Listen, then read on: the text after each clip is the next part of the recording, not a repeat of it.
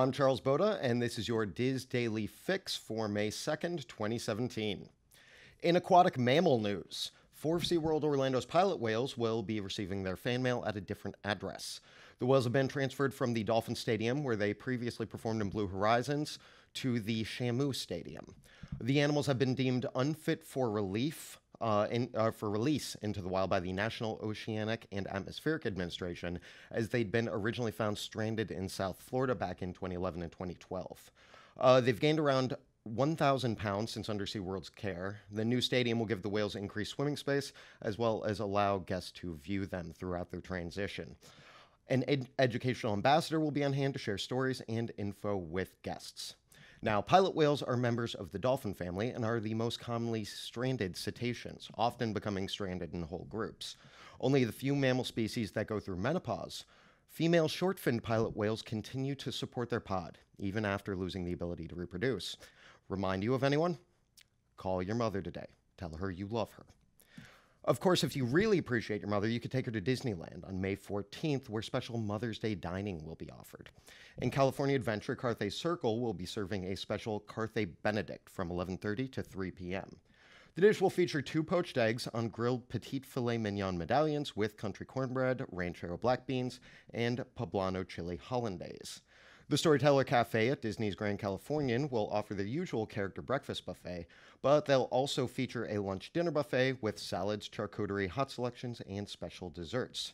The characters will stick around all day and listen to embarrassing stories from your childhood by the woman who knows them the best. Breakfast prices will be $37 for adults and $22 for kids 3 to 11, and lunch and dinner will be $40 and $24 for grown-ups and little ones, respectively. Lastly, Steakhouse 55 at the Disneyland Hotel will do the Mother's Day version of their classic afternoon tea. For classic tea, scones, and tea sandwiches, the price will be $50. And for premium tea, which adds a glass of sparkling wine, a salad, and truffles, the price will be $65. When was the last time you bought your mom some truffles?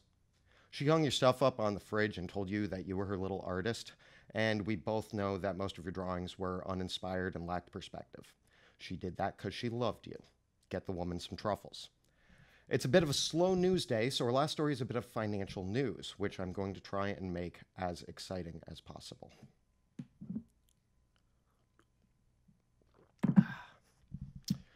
Okay, so get this.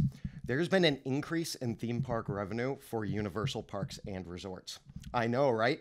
The Comcast Corporation said their attendance in parks and resorts increased year over year for this quarter. Now, I'm going to stop you because I know what you're thinking. They probably got those big Easter attendance numbers, but you know what? Easter didn't fall till the second quarter this year, so those numbers don't even count. They had a 9% increase this quarter, bringing in a sweet $1.1 billion in revenue, and the adjusted earnings before interest, taxes, depreciation, and amortization for the first quarter by Universal Parks and Resorts rose 6.1% to $397 million. Some of that is offset by construction of Volcano Bay and buying Snickers bars for Jimmy Fallon, but that is some fiscal success right there. Numbers are fun.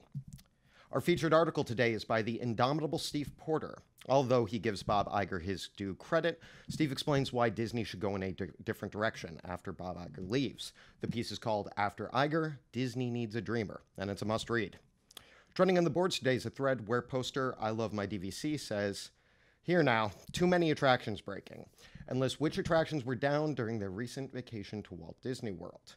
Posters are hopping in and sharing their experiences, while others explain interesting reasons that attractions are stopped that you may not be aware of. Look for this thread on our Theme Parks, Attractions, and Strategies forum and join the discussion at DizBoards.com. Today at 1 p.m. on Disney World edition of the Diz Unplugged, you can look forward to a lot of discussion revolving around Pandora, the world of Avatar, as well as coverage of all the news you need to know. Check that out on DizUnplugged.com. Lastly, we have the weather. Those in Orlando can look forward to clouds, sun, and thunderstorms. So everything, I guess.